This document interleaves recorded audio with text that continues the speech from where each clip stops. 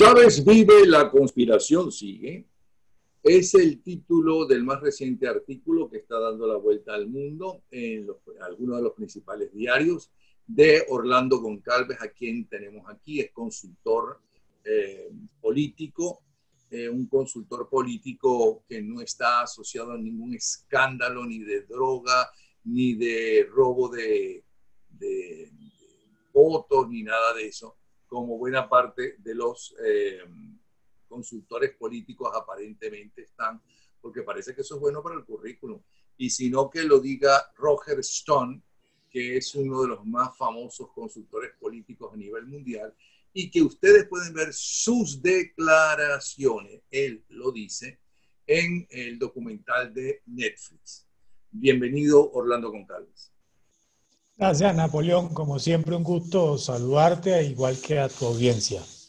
Pero hoy en día en que la gente de Chávez está mal vista por la narcotiranía venezolana, donde nadie se acuerda de Chávez porque se murió y está enterrado, sino muy pocos que vivieron tal vez el primero o segundo año de su mandato. ¿Por qué dices que Chávez vive y que la conspiración continúa? ¿Qué significa eso? Bueno, el artículo lo hago a raíz de las declaraciones que hicieron de manera conjunta Rudy Giuliani y la abogada Sidney Powell, donde esta última esgrime la teoría de que las máquinas que se usaron para contar los votos en los Estados Unidos fueron hechas en Venezuela y fueron hechas por Chávez, para que Chávez se garantizara de que no perdiera ninguna elección. Es decir, que Chávez, quien ya murió hace 7 años atrás, desde el más allá, con su inmenso poder, pues fabricó estas máquinas y se las mandó a los Estados Unidos, según esta abogada, y bueno, a la final torcieron la voluntad popular. Bueno, pero la abogada lo que quiso decir, supongo yo, porque que no sabe la historia de Chávez ni de Venezuela aparentemente, quiso decir que esas máquinas se utilizaron porque el creador, el fundador o fundadores de Smartmatic eran unos venezolanos, y de hecho la máxima autoridad todavía está a cargo de uno de sus fundadores, pero ya él tiene una minoría. Ok, ella lo que quiso decir que esas máquinas se utilizaron para los fraudes que utilizó Chávez y su gente.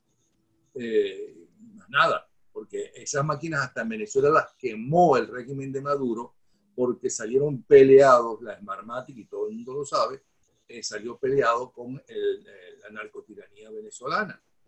Claro, pero si tú ves las declaraciones de ella y de Giuliani, hay que ver las dos al tiempo, en la misma rueda de prensa. En algún momento llegan a decir esas máquinas, y fue con esas máquinas de una empresa socialista, con dinero de Cuba, de Nicaragua y tal vez de China, se contaron los votos aquí. Resulta que es una falsedad. Bueno, pero es que además hay una cosa, Orlando. Ellos mismos dicen que esas se utilizaron en Los Ángeles. Pero si Los Ángeles exactamente no, es demócrata, ellos no lo dijeron. siempre ganan los demócratas. Ellos no lo dijeron, eso es lo grave.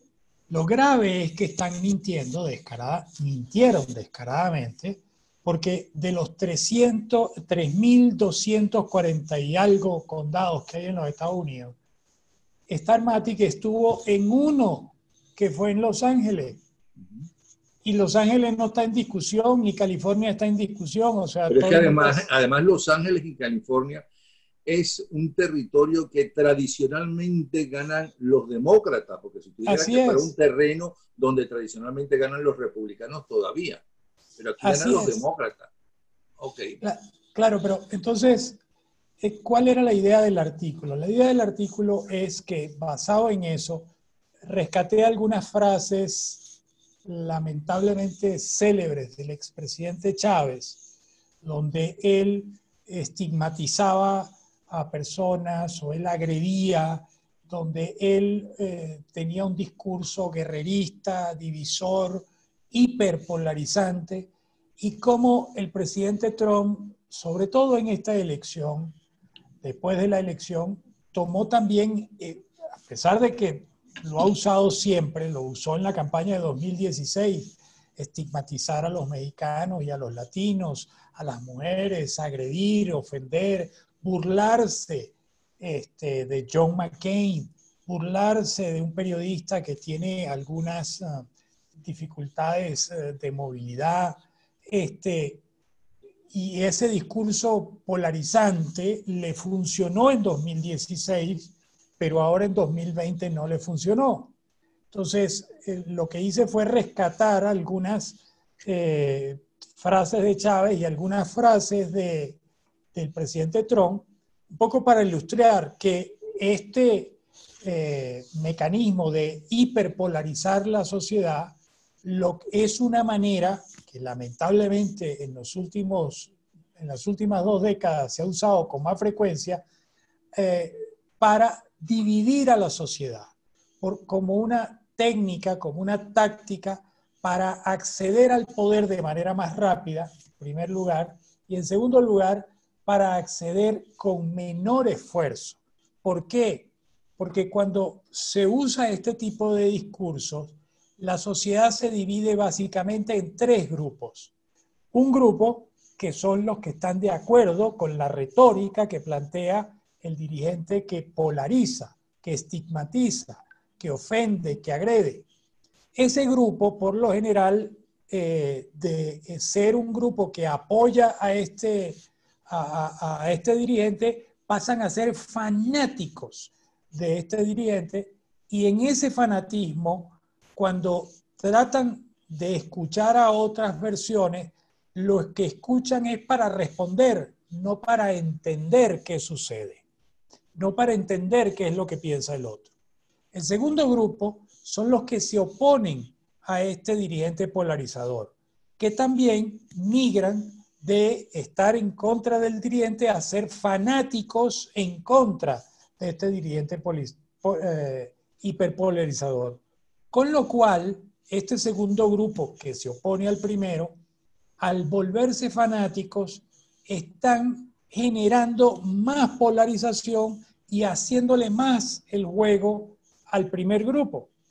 Y luego tienes el tercer grupo, que a veces, en la mayoría de las veces, es el más grande, que son los ciudadanos, que no les gusta la política y detestan esas peleas y detestan ese lenguaje y esa retórica belicista, guerrerista, divisora, y entonces se retrotrae llevándolos a abstenerse. Entonces, el primer grupo, el que polarizó, el que dividió, como genera abstención, y el segundo grupo, al volverse fanático y también entrar en la polarización, generan abstención, hacen que el primer grupo acceda al poder de manera más sencilla, más fácil y más económica, porque requieren menos votos. Tan simple como eso. Ahora bien, si uno ve el documental, excelente documental de Netflix, dedicado justamente a el consultor político más importante que hay en los Estados Unidos, como es Roger Stone, él ahí dice cómo es el juego, cómo es su trabajo y cómo él logra que sus candidatos pensan y dicen más o menos lo que tú estás diciendo. Él lo dice, no es que lo digas tú, que a lo mejor eres un, ¿cómo se llama? Un izquierdista, comunista, extremista, lo que tú quieras. O que te cae mal Trump porque caíste en el juego de Trump. Te estoy diciendo lo que a lo mejor muchos de los que nos están viendo, ¿no?, están diciendo eso. Sino que Roger Stone lo dice él, y él fue asesor desde hace mucho tiempo del Partido Republicano, inclusive él habla de las elecciones de Reagan, ahí se ven las fotos con ellos, ahí se ven ellos abrazados, es decir, eso es parte de la política norteamericana. Lo que yo creo que ha cambiado en este momento es primero que Donald Trump es un showman, y además que no es político, al revés, él llega como llegó Chávez, por cierto, como han llegado muchos otros últimamente. Que también era un showman. Porque que están en contra del estatus que está totalmente desprestigiado. Él decía, es que hay que acabar con esa gente de Washington porque son unos corrompidos, porque manejan el poder. hay que freír los Cuando adecos. es verdad que manejan el poder, porque el poder político, ¿quién lo maneja? Los políticos. Entonces él es un allegado. Él logró triunfar en algo que no es, ¿no? Su vida, que no es su carrera, como es llegar a la presidencia de los Estados Unidos. Claro, pero fíjate el paralelismo que hay. ¿Qué decía Chávez? Hay que freír a los adecos. Eso es mentira, eso no lo dijo Chávez, aquí entre tú y yo. Eso, y eso te lo puede decir Chelique Sarabia, eso que era el más importante de los que trabajaban en la campaña de Acción Democrática y concretamente Carlos Andrés Pérez. Tengo entendido que él no lo dijo. Otros dicen que sí, que fue en una campaña en el llano venezolano. No importa, pero agredió, ofendió y todo era culpa de la Cuarta República. Eso sí. Uno. Dos, era antisistema, aunque se había formado en el sistema, igual que el presidente Trump, que se presentó como antisistema, pero se formó en el sistema. El presidente Trump se formó en el sistema y con el dinero original de su padre, es verdad, él construyó un imperio muchísimo mayor. En cambio, Chávez Frías siempre chuleó al Estado venezolano. Desde sus estudios, las casas de sus padres y demás. Todo fue gracias al sistema. Gracias. No comparemos, tú no puedes comparar. Bueno, no, gracias al sistema, dicho por el propio señor Trump, gracias al sistema, yo pasé 18 años sin pagar impuestos. Dicho por él. Pero dice que eso es legal. Claro, gracias al sistema. Y gracias al sistema pagué $750 en los últimos 4 años. Gracias al sistema. Pero él se presenta como antisistema. Y el fallecido presidente Chávez hizo lo mismo. A él lo formó la democracia, lo formó la escuela militar que, digamos, fue respetada y fue financiada por la democracia. Y después se volvió el antisistema. Ahora, en los dos casos, lo que está clarísimo en esto es que había un vacío de liderazgo y ellos hábilmente leyeron ese vacío y lo llenaron. ¿No será que ellos son el nuevo liderazgo? Lo dudo porque son fugaces y no dejan huella, no dejan grandes cambios. Pero Chávez sí dejó huella y este señor, Trump, no solamente va a terminar dividiendo el Partido Republicano, a quien no le conviene su dirigencia, un hombre que tenga el poder popular y no ellos, porque acuérdate que él se inscribió en el Partido Republicano para ser candidato, pero él no estaba en el Partido Republicano. No, de hecho, él era demócrata. El problema que van a tener ahora en el 24 es que si Trump se lanza, no le va a quedar más remedio que aceptarlo o terminar de dividir el partido. Es correcto. A ver, los dos están dejando legados negativos, en mi opinión. Puedo estar equivocado. Pero sus legados son negativos y sus legados van a pasar a la historia muy rápido. Tú lo dijiste al principio. Ya ni siquiera, lo dijiste al principio, ya ni siquiera de Chávez. En narcodictadura nombra a Chávez, ya lo enterraron, ya lo obviaron. Aunque vi un estudio en estos días donde más del 60% de la población venezolana considera que la obra de Chávez fue buena. Claro, cuando tú comparas Chávez contra el desastre, el mega desastre de Maduro, pues cualquier cosa es buena. Si eso es así, me equivoqué yo. Estamos todos equivocados. Ahora bien, yo a mí lo que pasa es que ellos llenaron ese vacío.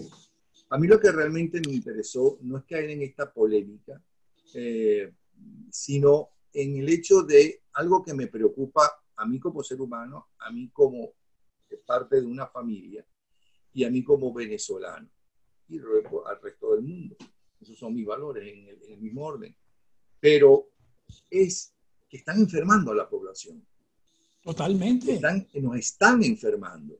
Estés de acuerdo con uno o con otro, nos están dividiendo, nos están sintiendo temor del futuro, haciéndonos creer que un hombre en contra del mundo entero va a salvarnos, que si del COVID, que si de la falta de trabajo, que si del comunismo, que si del fascismo. Es decir, eso es lo que me preocupa, que no nos dejen tranquilos y que además no trabajen por el progreso de la humanidad, por el progreso del ser humano. Eso es lo que me preocupa, y yo no lo digo por Estados Unidos ni Venezuela, es que eso se está viendo en el mundo entero, y tú sabes eso mejor que yo. Se está viendo en el mundo, por eso te digo que hay vacíos de liderazgo. Los dos artículos anteriores de la semana pasada y la semana antepasada se titulaban "En política no hay vacíos", y justamente describía esa situación de que no hay vacíos. Si el liderazgo político natural se retrotrae, pierde el favor o el respaldo de la ciudadanía, surgen este tipo de liderazgos, vuelvo e insisto, fugaces, que generan mucho daño a las sociedades, y estamos pagando los costos de eso. En Venezuela lo estamos pagando, en Estados Unidos lo están pagando con el tema de la pandemia, con el tema del desempleo, y en el mundo en general lo estamos pagando porque las decisiones que toman estos líderes están basados en su megalomanía y están basados en sus intereses, no en el progreso, no en el beneficio de la gente. Entonces, estos vacíos que se han generado son aprovechados por estos oportunistas y, bueno, logran tener éxito y llegar al poder de manera rápida. Y bueno, ¿cómo? ¿Eso qué genera? Genera estos desastres que estamos viendo. Eso, afortunadamente, lo que yo comienzo a visorar es que tú comienzas a ver pequeños liderazgos en pequeñas comunidades, sobre todo de gente joven, que está con una visión distinta, que tiene un sentido de responsabilidad distinto, que están entendiendo que lo que van a heredar probablemente sea un mundo desastroso y caótico y que les va a tocar a ellos arreglarlo. Entonces están comenzando a asumir ciertos roles. Eso es lo que me da a mí un poquito de respiro, es decir, bueno, los que vienen atrás van a arreglar este desastre que nosotros hemos hecho. Tan simple como eso. Bueno, la gente siempre, el ser humano ha vivido cada tanto tiempo en crisis.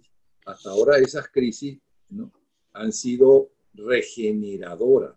Han dolido, es verdad, a la gente que la vivió, pero siempre salieron soluciones, y esas crisis se producen, corrígeme si estoy en un error, cuando ciertos valores fundamentales que eran importantísimos para el desarrollo humano y para el crecimiento humano, ¿no?, se quedaron atrás, que hay que cambiarlos o irlos cambiando poco a poco. Y eso es lo que estamos viviendo, tengo yo entendido, en todos estos años de crisis, de angustias, de hacia dónde vamos, qué va a pasar conmigo. Los mexicanos, por ejemplo, en el caso aquí, tienen la culpa de que yo he perdido mi trabajo, y no se dan cuenta que la culpa no es de los mexicanos indocumentados, sino que la culpa es que las máquinas, ¿no?, están ocupando un trabajo que la mano de obra ocupaba antes, y que hay que empezar a ver cuáles son los nuevos trabajos para yo tratar, antes de que me voten o después que me voten, de conseguir ese trabajo gracias a que yo tengo ese estudio o esa intuición. Creo que es lo que está pasando. Entonces, claro, lo que sucede es que yo entonces acuso, ¿no?, esa gente que viene de México, todos son unos delincuentes, narcotraficantes, etcétera, aprovechando eso. Pero eso siempre lo han hecho los políticos. No hace falta no ser político para no hacer eso. Aprovechar la oportunidad para que te escuchen, y luego los honestos tratar de solucionar el problema si es escuchado a esa persona y llega al poder. Es correcto, Napoleón, pero el tema aquí son dos. Uno, esta manera de hacer política, de dividir, de estigmatizar, ha venido subiendo de tono y de nivel en las últimas 2 décadas. Uno. Y dos, un elemento que hemos conversado varias veces tú y yo. Yo soy de la tesis de que no estamos en una era de cambio, sino que estamos en un cambio de era. Entonces eso genera desajustes. ¿Quieres explicarme eso? Eso parece interesante. ¿Qué es eso? Napoleón, no es lo mismo decir estamos en una era de cambios a decir que estamos en un cambio de era. Entonces, una era de cambios, por ejemplo, fue todo lo que fueron los años 50, 60, que hubo cambios de todo tipo, tecnológicos, sociales y demás. Pero lo que quiere decir ahora es que ahora hay un cambio de era, que nada de eso es prioritario, sino que vienen otras cosas prioritarias. Así es. La inteligencia artificial, el Big Data, la robótica, la manera como nos estamos relacionando a través de las redes sociales, la manera como nos estamos aislando a través de las redes sociales. Se van a generar, tú lo acabas de decir, trabajos que hoy no conocemos, y esto va a generar terribles problemas, porque, por ejemplo, los muchachos que hoy tienen 8, 10, 12 años están estudiando lo mismo que yo estudié hace 50 años atrás, para un mundo que en los últimos 30 años ha avanzado más que en los últimos 200 años. Entonces, eso genera desajustes. Por ejemplo, perdona, porque me gusta que inclusive lleguemos a la gente que no conoce de este tema, que no ha profundizado en este tema y demás. ¿Qué cambio, por ejemplo? Hoy en Estados Unidos es el Thanksgiving, que es la fiesta familiar más importante del año. ¿Cuál es el cambio de este año a todo el pasado de esa familia, todos los años pasados de esa familia? Que buena parte de la familia va a estar sentada comiendo su pavo, ¿no? Pero a través de las redes sociales. Que allí van a estar, a lo mejor ponen el laptop, la computadora en la mesa, en el sitio donde iba el año pasado y antepasado y antepasado, estaba esa persona comiendo una noche como esta, ¿no? Pero va a estar el laptop, ellos van a estar allí, porque se van a ver, van a hablar y todas esas cosas, pero eso es un cambio. ¿Es correcto? Eso es parte de lo que la gente de ahora en adelante va a vivir, y lo mismo podemos decir en los empleos. Lo mismo podemos decir inclusive en muchos empleos donde la gente se va a quedar, pero ahora le van a pedir que haga ese trabajo desde su casa. Porque ahora, ¿cómo se puede hacer eso? Los dueños de la empresa van a ser empresas más pequeñas, van a ahorrar en ese sentido, no van a necesitar que vayan allá los empleados, como ahora está sucediendo por el coronavirus en muchas empresas que le dicen a los empleados, no los que tienen coronavirus, pero como tienen que, todos los que lo rodean, ¿no? Meterse en sus casas, bueno, me trabaja desde su casa. Eso es totalmente nuevo. Es correcto. Y van a venir otros cambios, y van a venir cambios en la política, y van a venir cambios en la manera de gobernar, y van a venir cambios en la manera de hacer política, y cambios en los liderazgos. Los nuevos liderazgos van a ser muy distintos a los que hemos conocido.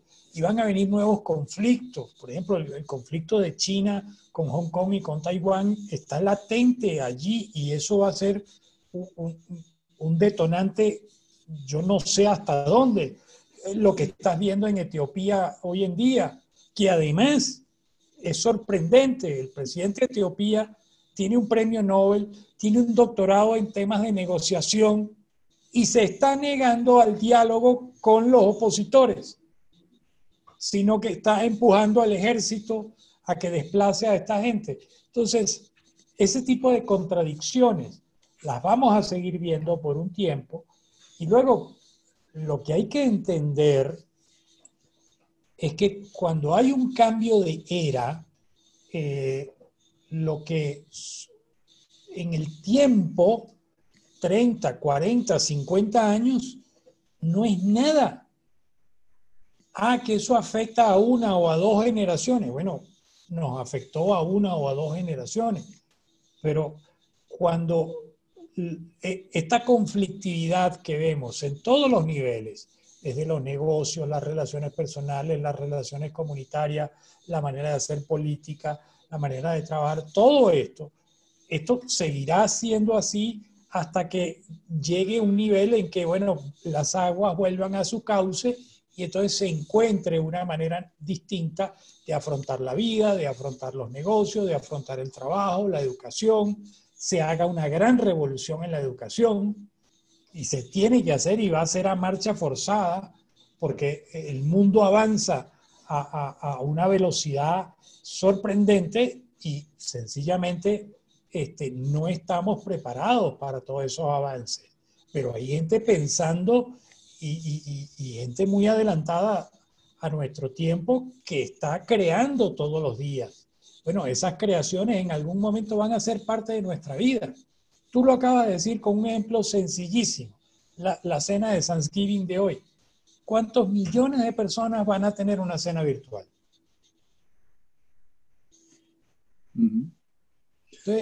Entonces, en resumen, tanto dos ejemplos que pusiste, por un lado Chávez en la izquierda, por otro lado Trump en la derecha, lo que han hecho es llenar un vacío porque el liderazgo tradicional todavía no ha entendido la crisis.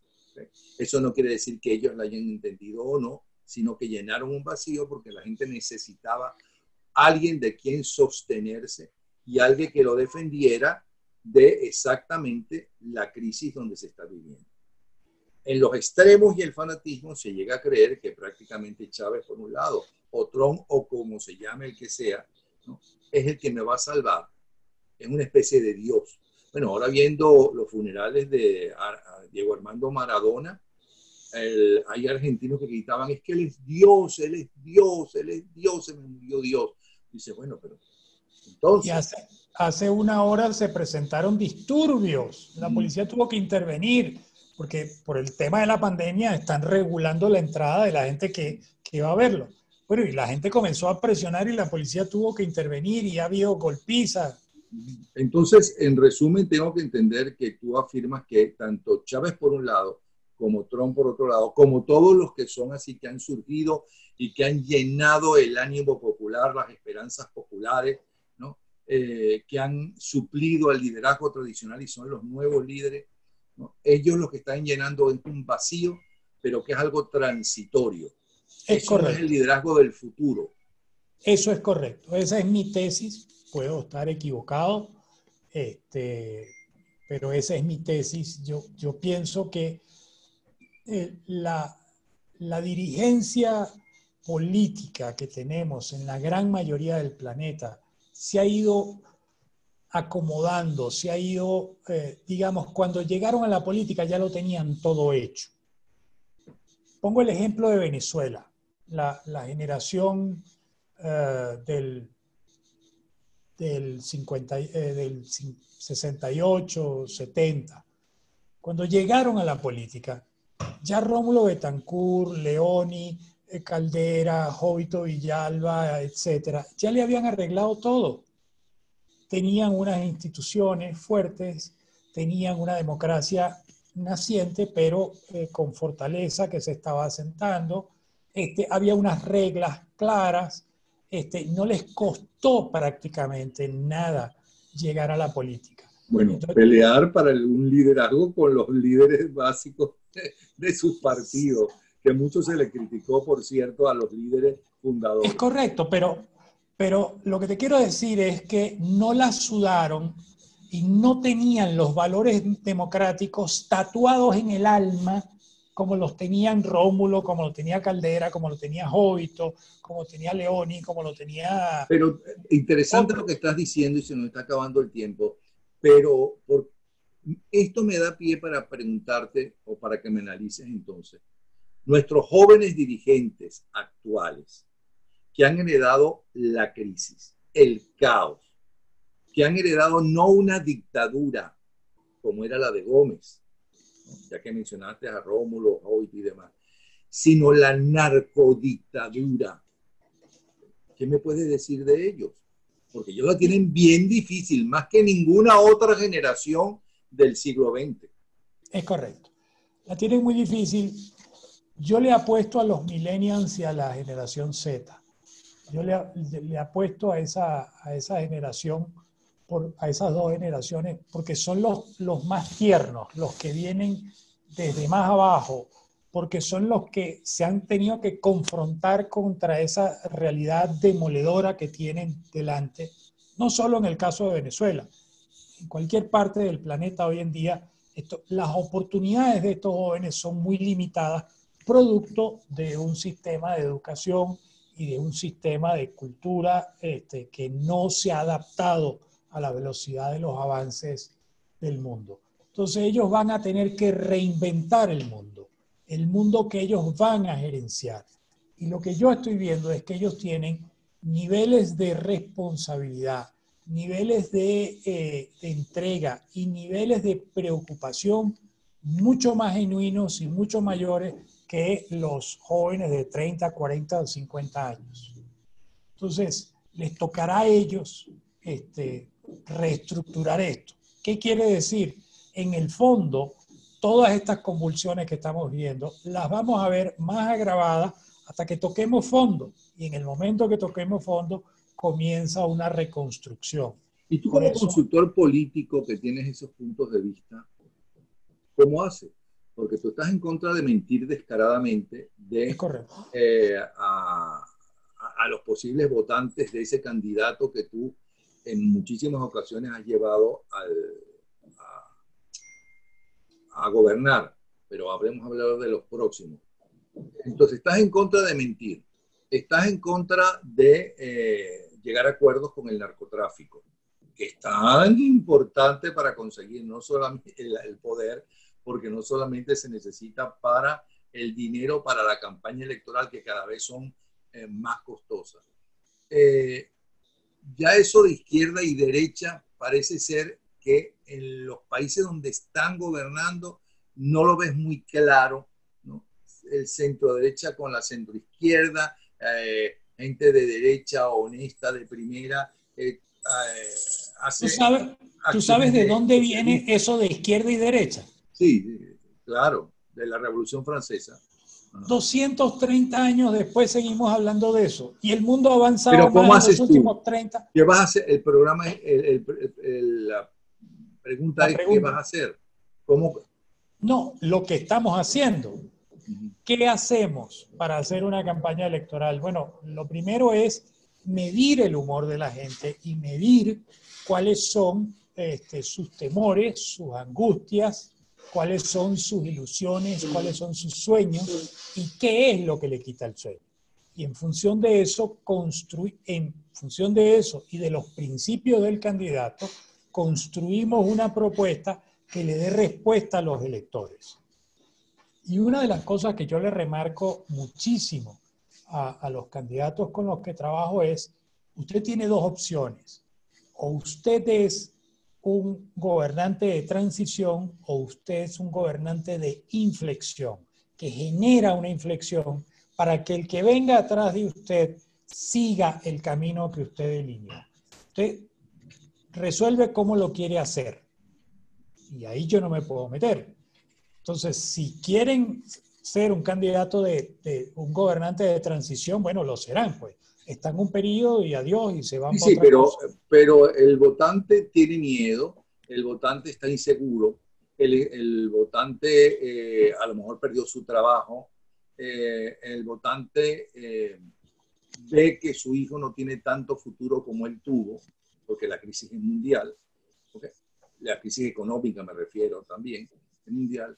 Entonces va a escuchar más a alguien que le diga, este me va a solucionar el problema. Este sí lo puede hacer. Mira qué arrecho como habla.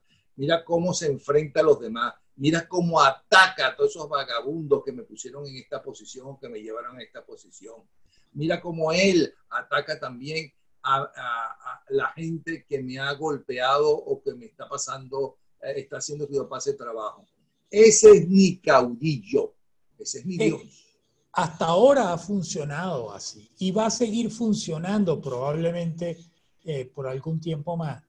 Pero te repito, los jóvenes, los muy jóvenes, están entendiendo esa lectura y están entendiendo que eso no soluciona, que eso no genera bienestar en el mediano y corto plazo, que eso es un efecto Alka-Seltzer, espuma que sube pero baja rápidamente, la efervescencia desaparece. Entonces, estos jóvenes están en otra dimensión. Y estos jóvenes vamos a comenzar a verlos a partir de ahora, sobre todo con esto de la pandemia, los ha acelerado que estas generaciones implosionen y comiencen a salir.